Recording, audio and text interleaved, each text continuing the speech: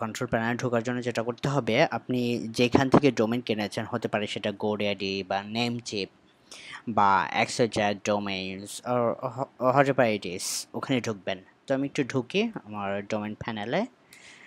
XYZ domain যদি আপনি কিনে থাকেন, বা .com হতে পারে বা যে কোনো কিছু, আর আপনার যেখান থেকে ডোমেইন কিনবেন ওখানকার একটা প্যানেল থাকবে, কন্ট্রোল প্যানেল, সেটা আপনার ইমেলে চলে আসবে। Okay, so don't worry, just log in করুন ওই প্যানেলটাতে।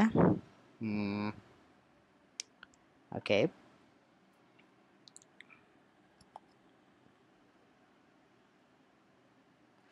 লগ ইন করার পরে আপনি যেটা করবেন, আপনার অ্যাকাউন্টে ঢুকবেন, মাই অ্যাকাউন্ট।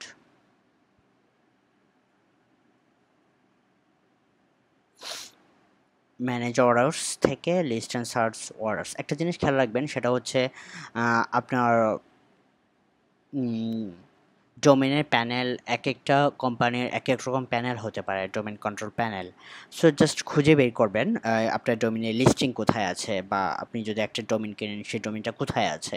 জিনিসটা পাওয়া খুব ইজি। হ্যাঁ, ম্যানেজ অর্ডার্স থাকে কোনো কোনো ওয়েবসাইটে, কোনো কোনো ওয়েবসাইটে হচ্ছে এন্টার ইউর ডোমেন থাকে, enter on your domain panel or something like that. আর আপনি যদি নেম চিপ হয়, দেন মেন ড্যাশবোর্ডে ওই ডোমেনের লিস্টগুলো থাকে। সো এটা খুঁজে পাওয়া আসলে করে খুব একটা টাফ ব্যাপার হবে না। দেন যেটা করবেন, আপনার যে ডোমেইন আছে সেই ডোমেইনটাতে ঢুকবেন। ধরেন এখানে একটি ডোমেইন আছে, তো ডোমেইনটাতে ঢোকার পরে যেটা করবেন, এখানে অনেক কিছুই পাবেন। আগেই যেটা বলেছি যে এক একটা ডোমেইন প্যানেলের ভিউটা থাকে এক এক রকম। ধরেন নেমচিপ বা অন্য কোনো কোম্পানির ডোমেন প্যানেল এরকম সব কিছু, contact details, name servers, child name servers বা প্রাইভেসি প্রোটেকশনস বা এরকম অন্যান্য স্টাফসগুলো সাধারণত বাম দিকে থাকে। হ্যাঁ, এখানে দেখেন ডান দিকে কিছু আছে। সো আমাদের বেসিক্যালি প্রথমে যে কাজটা করতে হবে, নেম সার্ভার্স বা ডোমেন নেম সার্ভার্স নামের এই অপশনটা খুঁজে বের করতে হবে। তো নেম সার্ভার্সে আমরা ক্লিক করব। ক্লিক করার পরে এখানে ডিফল্ট কিছু থাকে। হ্যাঁ, ডিফল্ট ধরেন XYZ অপশন প্যানেল .com, এরকম কিছু একটা থাকে, যেটা হচ্ছে ডোমেন যখন কিনেন ওই কোম্পানির নিজস্ব নেম সার্ভার থাকে। কিন্তু আপনি তো ওই নেম সার্ভার দিয়ে কিছুই করতে পারবেন না, কারণ আপনার এখানে আপনি যেই কোম্পানি থেকে হোস্টিং কিনেছেন, ওই হোস্টিং কোম্পানি আপনাকে কিন্তু পার্টিকুলারলি নেম সার্ভার 1 বা নেম সার্ভার 2, দুইটা নেম সার্ভার দিবে। হতে পারে সেটা নেম সার্ভার 3 বা নেম সার্ভার 4, এখান থেকে অ্যাড মোর করতে পারবেন, রাইট? দুইটা বা চারটা নেম সার্ভার আপনাকে দিবে, ওই নেম হোস্টিং কোম্পানির নেম সার্ভারগুলো আপনি এখানে ইনপুট দেবেন, রাইট? তো আমি যেই হোস্টিং কোম্পানি ইউজ করি সেটা নেম সার্ভার হচ্ছে এরকম ns1.hostglad.com, ns2.hostglad.com. Okay, then update name server. Some value for new and old name servers. ওকে, আমার যেহেতু অলরেডি এটা দেওয়া আছে তাই এই ভ্যালুটা আসছে। আপনি যখন নতুন করে এটা দিবেন, সো এখানে কোনো এরর দেখাবে না। দেন যেটা করবেন, update name server, that's it, আপনার এখানে কাজ শেষ। এটা আপডেট হইতে হয়তো আধা ঘন্টা বা 1 ঘন্টা সময় লাগে, কিন্তু ডোমেইন কোম্পানি আপনাকে হয়তো বলবে বা হোস্টিং কোম্পানি বলবে যে 24 আওয়ার্স সময় লাগে, বাট বেসিক্যালি এত সময় লাগে না, কিছুক্ষণের মধ্যে হয়ে যায়।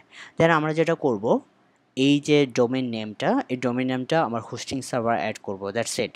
আমার হোস্টিং সার্ভারটা কিন্তু আপনার ডোমেইনের সাথে কিন্তু অলরেডি কানেক্টেড হয়ে গেছে নেম সার্ভারের মাধ্যমে। এখন জাস্ট এটা আমরা অ্যাড অনের মাধ্যমে বা অন্য কোনো উপায়ে আমরা এই ডোমেইন নেমটা জাস্ট হোস্টিং সার্ভারে সেট করব, দ্যাটস ইট। আপনার কোনো কাজ নেই। এখন যেটা করব, আমরা হোস্টিং সার্ভারে ঢুকবো।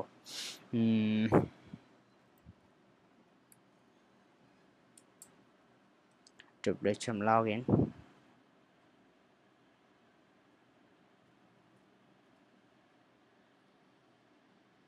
ওকে, দ্যাটস ইট। এটা হচ্ছে আপনার একটা প্যানেল, আমার WHM প্যানেল। এখন আমরা যেটা করব, এটা আপনার বেসিক্যালি দেখার দরকার নাই। আপনার নর্মালি যেহেতু একটা সি প্যানেল পাবেন, সো সি প্যানেলটাতে আমরা ঢুকি।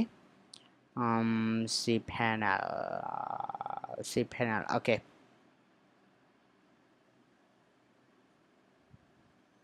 সরি, আচ্ছা আমি এখান থেকে ঢুকে সে হোস্টিং, আপনার হোস্টিং সার্ভারে ঢুকবেন।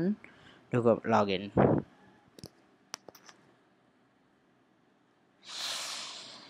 ওকে, লগ ইন করার পর লিস্ট অ্যাকাউন্টস আপনার যেটা হবে ধরেন সি প্যানেল,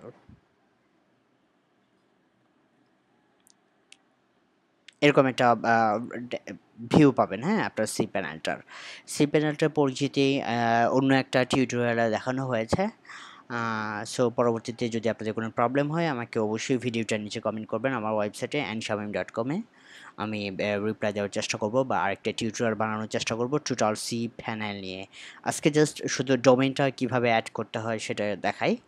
আহ, তো ধরেন এটা আমার এক্সিস্টিং একটা ডোমেইনের নামে আছে এই হোস্টিংটা। সো আমি যদি এখানে আরেকটা ডোমেইন যেহেতু নতুন কেনা এই ডোমেইনটা অ্যাড করতে চাই, how to develop a site dot X Y Z, then আমাদের যেটা করতে হবে সেটা হচ্ছে এখানে দেখেন অপশনস আছে preferences, mail, files, logs, security, domains, databases, এরকম অনেক কিছু, রাইট? আমরা যেটা করব অ্যাডন্স ডোমেইনে ক্লিক করব। জাস্ট অ্যাডন্স ডোমেইনে ক্লিক করে আমরা অ্যাডন ডোমেইনে ক্লিক করার পরে আপনার এই ওয়েবসাইটের এই অ্যাড্রেসটা জাস্ট ওখানে অ্যাড করব আমরা। That's it, as simple as that. এখানে আপনি পাসওয়ার্ড দিবেন আপনার।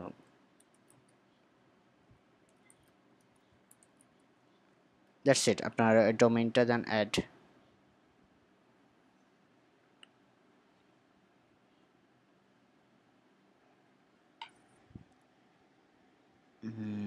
একটু ওয়েট করি আমরা। ওকে, দেখেন এখানে অ্যাড হয়ে গেছে আমার ডোমেইন নেমটা, রাইট? ওয়েল, এখন আমরা যেটা করব, আমাদের ডোমেইন নেমটা অ্যাড হয়ে গেছে। এখন যদি আমরা এটা একটু ব্রাউজারে চেক করি, হয়তো কিছুটা সময় লাগবে প্রোপাগেটেড হইতে, বাট সাথে সাথে হয়ে যাওয়ার কথা। ও সরি, একটু সময় লাগবে। হ্যাঁ, হয়তো ১ ঘন্টা বা ২ ঘন্টা পরে আপনি চেক করবেন, দেখবেন যে আপনার এখানে ডিফল্ট কিছু ফাইল সিস্টেমের নাম চলে আসছে। দেন আপনি যেটা করবেন, আপনার cPanel থেকে ওয়ার্ডপ্রেস সেটআপ করে ফেলবেন। ওয়ার্ডপ্রেস সেটআপ করা খুব ইজি cPanel থেকে। সফটওয়্যারগুলো দিয়ে আপনি ইজিলি ওয়ার্ডপ্রেস ইনস্টল করতে পারেন। ধরুন এখানে ওয়ার্ডপ্রেসে ক্লিক করবেন, আপনার যদি জুমলা দরকার হয় বা ওপেন কার্ড দরকার হয়, ওটার উপর ক্লিক করলেই হবে। Then install. এখন এখানে দেখেন সোর্স প্রোটোকল, এখানে বিভিন্ন প্রোটোকল আপনি চেঞ্জ করতে পারেন। দেখিয়ে দিতে পারেন এইচটিটিপি আর এইচটিটিপির সাথে ডব্লিউডব্লিউ থাকবে কিনা বা এইচটিটিপিএস কিনা। আমরা যেটা করব, আমরা এইচটিটিপি ডব্লিউডব্লিউ ডট এই সাইটটা নিলাম, রাইট? দেন আমরা এখান থেকে ডোমেইন একটা যেই ডোমেইনটা অ্যাড করেছি ওই ডোমেইনটা খুঁজে বের করব। কি ডোমেইন ইউজ করলাম আমরা, এইটা, রাইট? আমরা হোস্টিংটার যে ডোমেনটা মাত্র অ্যাড অন ডোমেন হিসেবে ইনস্টল করলাম সেটা খুঁজে বের করব। দেন ইটস ইট। ইন ডিরেক্টরিতে আমরা ব্ল্যাঙ্ক রাখবো কারণ আমাদের সাইটে ডিরেক্টরি আমরা চাই না, আমরা মেইন ডিরেক্টরিতে আমরা ওয়ার্ডপ্রেস ইনস্টল করতে চাই। টেবিল প্রেফিক্স আপনারা ইচ্ছা করলে চেঞ্জ করে দিতে পারেন। সাপোজ এখানে ডব্লিউপিও আছে, এখানে আপনার পরিচিত কোনো একটা শব্দ দিয়ে, অবশ্যই সেটা যাতে 3 লেটার বা 4টা লেটারের বেশি না হয়। Okay, site name, how to develop a website. Okay,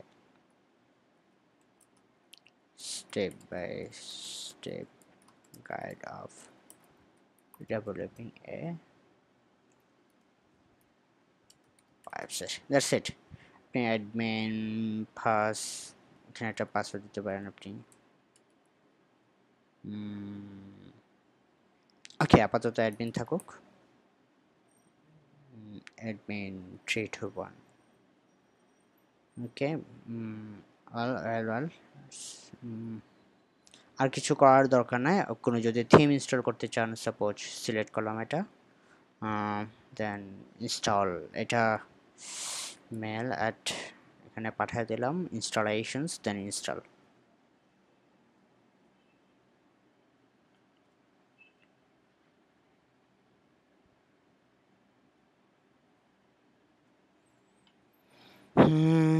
এই তো হয়ে গেল ওয়ার্ডপ্রেস ইনস্টল করা। এখন আমাদের যেটা করতে হবে, আমাদের সেটটা মোটামুটি ইনিশিয়াল রান।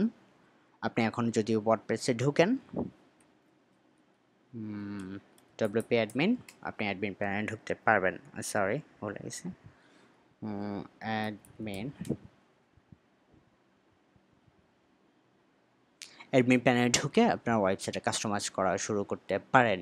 আর ইউজার নেম পাসওয়ার্ড কোনটা দিয়েছেন মনে আছে তো? ওই যে ওয়ার্ডপ্রেসে এটার আগের স্টেপে যেটা করেছিলাম আমরা, সরি এটা কেটে গেছে। এনিওয়াইজ আপনি ওয়ার্ডপ্রেস ইনস্টলেশনের সময় যে ইউজার নেম এবং পাসওয়ার্ড দিয়েছিলেন, জাস্ট সেটা ইউজার নেম এবং পাসওয়ার্ড হিসেবে কাজ করবে, এবং অবশ্যই সেটা চেঞ্জ করে নেবেন আপনার প্রয়োজন মতো। সো এটুকুই, আশা করি এই টিউটোরিয়ালটি ভালো লেগেছে। এবং এই টিউটোরিয়ালটি ফলো করে আপনারা ইজিলি আপনাদের নতুন কেনা ডোমেইন এবং হোস্টিং একটা এটার সাথে কানেক্টেড করতে পারবেন, এবং পরবর্তীতে ওয়ার্ডপ্রেস বা অন্য যে কোনো সিএমএস সেট আপ করে কাজ শুরু করে দিতে পারবেন। সো বেস্ট লাক সবাইকে। পরবর্তী টিউটোরিয়াল দেখার আমন্ত্রণ রইল, এবং যদি ভালো লাগে অবশ্যই ফেসবুক, টুইটার এবং গুগল প্লাস সবখানে শেয়ার করে দিতে পারেন ভিডিওটি। ধন্যবাদ সবাইকে। আল্লাহ হাফেজ।